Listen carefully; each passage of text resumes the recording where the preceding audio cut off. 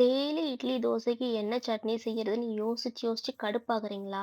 அப்போ ஈஸியா எப்படி இட்லி, தோசைக்கு ஒரு பருப்பு பொடி அரைக்கிறதுன்னு இந்த வீடியோல பார்க்கலாம் வாங்க.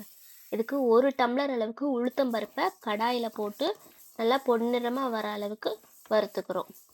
ஸோ இது பண்ணும்போது நம்ம மேக்ஸிமம் வந்து சிம்ல தான் வைப்போம். ஃபுல் ஃப்ளேம்ல வைக்கக்கூடாது. இந்த அளவுக்கு வறுபட்டதும் அது தனியா ஒரு பிளேட்ல எடுத்து போட்டுக்கிறோம். தென் அதே 1 டம்ளர் அளவுக்கு கடலைப்பருப்பு எடுத்துக்கிறோம். கடலைப்பருப்பையும் அதே மாதிரி நல்லா பொன்னிறமா வறுத்துக்கிட்டு அதே தட்டில் சேர்த்த போல் கொட்டிக்கிறோம். இதெல்லாம் சூடு ஆறுறதுக்காக நம்ம இந்த பிளேட்டில் போடுறோம். தென் 1 டம்ளர் அளவுக்கு துவரம்பருப்பு எடுத்துக்கிறோம். அதையுமே நல்லா பொன்னிறமாக வறுத்துட்டு அதே தட்டில் சேர்த்தாப்புல கொட்டிக்கிறோம். தென் வெள்ளை எள்ளு இதில் எடுத்துருக்காங்க. நீங்கள் வேணுன்னா கருப்பு எள்ளும் எடுத்துக்கலாம். அது ஒரு 3/4 டம்ளர் அளவுக்கு சேர்த்துட்டு நல்லா பொரிஞ்சு வந்ததும் சிம்மில் தான் வைக்கணும். நல்லா அது வெடிக்கும். ஸோ அந்த ஸ்டேஜில் நம்ம இதை தட்டில் எடுத்து போட்டுக்கலாம். தென் ஒரு கைப்பிடி அளவுக்கு தனியா போதும். ஸோ அந்த தனியாவை நல்லா வறுத்துட்டு அதே தட்டில் கொட்டிக்கிறோம். தென் வேர்க்கடலை 1 டம்ளர் அளவுக்கு வேர்க்கடலை எடுத்திருக்கோம். வேர்க்கடலையும் நல்லா வறுத்துட்டு அது கூடவே சேர்த்தா போல ஒரு கைப்பிடி அளவுக்கு காஞ்ச மிளகாவையும் வறுத்துக்கிறோம்.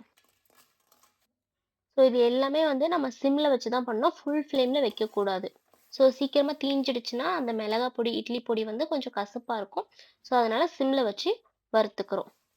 தென் நம்ம வறுத்து வச்ச எல்லா பருப்பு எல்லாத்தையுமே ஒன்றா நல்லா கலந்து விட்டுட்டு பேட்சாக பாதி பாதியாக தான் அரைக்க போகிறோம். ஸோ மிளகா வந்து இந்த மாதிரி உடையணும், அந்த அளவுக்கு வறுபடணும். ஸோ பாதி மிளகாய் இதை மிக்ஸி ஜாரில் போட்டுட்டு தென் எல்லா பருப்பையும் மிக்ஸ் பண்ணிவிட்டு அதுலேருந்து பாதி அளவு மட்டும் எடுத்து நம்ம அரைக்க போகிறோம். ஏன்னா மொத்தமாக அரைக்க முடியாது, பாதி பாதியாக தான் அரைக்கணும். மெயின் திங் இது என்னென்னா இந்த பருப்பு எல்லாமே சூடு நல்லா ஆறணும். சூடாக இருந்தால் மிக்சியில் அரைக்க முடியாது. இது கூடவே கல் உப்பு சேர்த்துக்கிறோம்.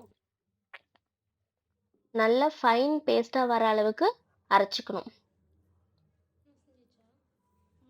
ஸோ இந்த மாதிரி நம்ம அரைச்சதும் கையை விட்டு அதை உடச்சி விடணும். பிகாஸ் நல்லா சூடாகிடும் அது.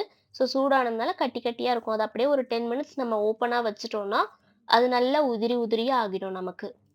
ஸோ நாங்கள் 2 பேட்சாக அரைச்சதை இந்த கடாயில் வச்சுருக்கோம். ஸோ இதை வந்து கையை விட்டு அந்த இருக்க கட்டியெல்லாம் சின்ன சின்னதாக உடச்சி அதை உதிரி உதிரியாக ஆக்குறோம்.